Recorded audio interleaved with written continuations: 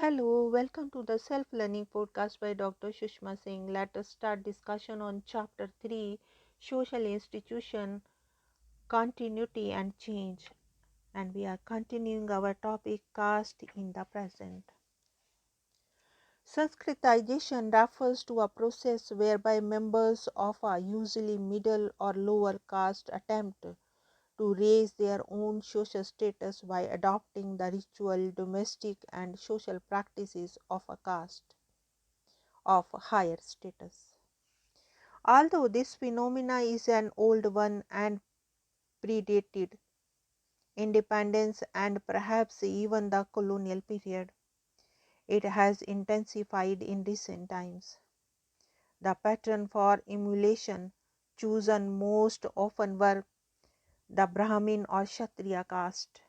Practices included adopting vegetarianism, wearing of sacred thread, performance of specific prayers and religious ceremonies, and so on. Sanskritization usually accompanies or follows a rise in the economic status of the caste attempting it, though it may also occur independently. Subsequent research has led to many modifications and revisions being suggested for this concept. These include the argument that Sanskritization may be a defiant claiming of previously prohibited rituals or social privileges, such as wearing of the sacred thread, which used to invite severe punishment rather than a flattering imitation of the upper caste by the lower caste. Dominant caste is a term used to refer to those castes which had a large population and were granted land rights by the partial land reforms effected after independence. The land reforms took away rights from the erstwhile claimants, the upper caste, who were absentee landlords in the sense that they played no part in the agricultural economy other than claiming their rent. They frequently did not live in the village either, but were based in towns and cities. These land rights now came to be vested in the next layer of claimants, those who were involved in the management of agriculture but were not themselves the cultivators. These intermediate castes in turn depended on the labor of the lower caste, including especially the untouchable caste, for tilling and tending the land. However, once they got land rights, they acquired considerable economic power. Their large numbers also gave them political power in the era of electoral democracy based on universal adult franchise.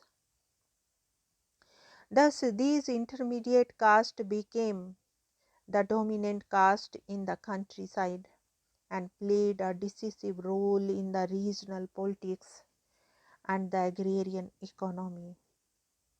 Examples of such dominant caste include the Yadvas of Bihar and Uttar Pradesh, the Vokaligas of Karnataka, the Reddys and Khamas of Andhra Pradesh, the Marathas of Maharashtra, the Jats of Punjab, Haryana, and western Uttar Pradesh, and the Patidars of Gujarat.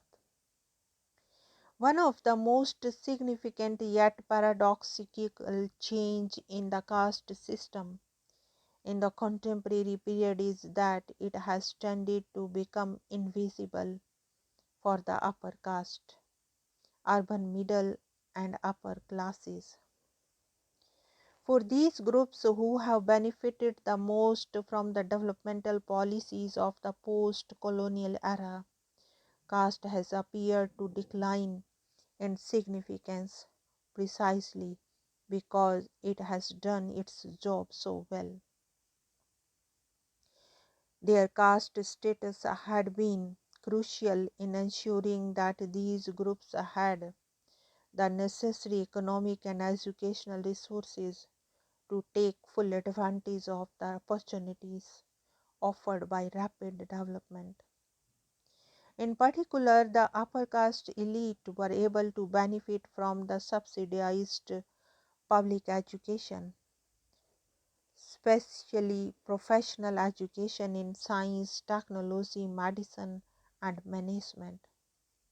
At the same time, they were also able to take advantage of the expansion of the state sector jobs in the early decades after independence.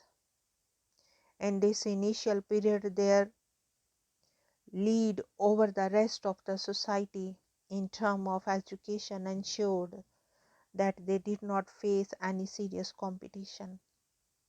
As their privileged status got consolidated in the second and third generations, these groups began to believe that their advancement had little to do with caste. Certainly, for the third generations from these groups, their economic and educational capital alone is quite sufficient to ensure that they will continue to get the best in terms of life chances. For this group, it now seems that caste plays no part in their public lives, being limited to the personal sphere of religious practice or marriage and kinship. However, a further complication is introduced by the fact that this is a differentiated group. Although the privileged as a group are overwhelmingly upper caste, not all upper caste people are privileged, some being poor. For the so-called scheduled caste and tribes and the backward caste, the opposite has happened. For them, caste has become all too visible.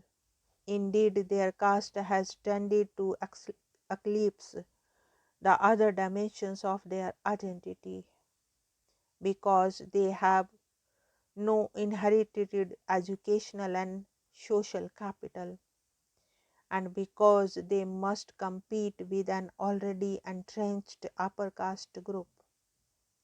They cannot afford to abandon their caste identity, for it is one of the few collective assets they have. Moreover, they continue to suffer from the discrimination of various kinds.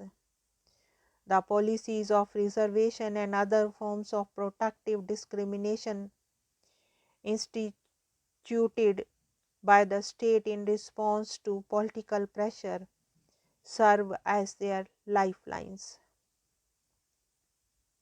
But using this lifeline tends to make their caste the all important and often the only aspect of their identity that the world recognizes.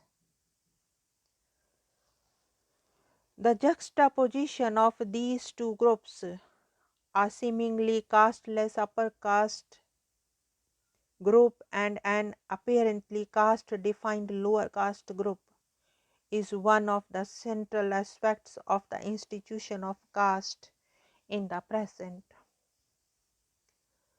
Now let us wind up the session, and thank you very much for engaging yourself with the Self Learning Podcast.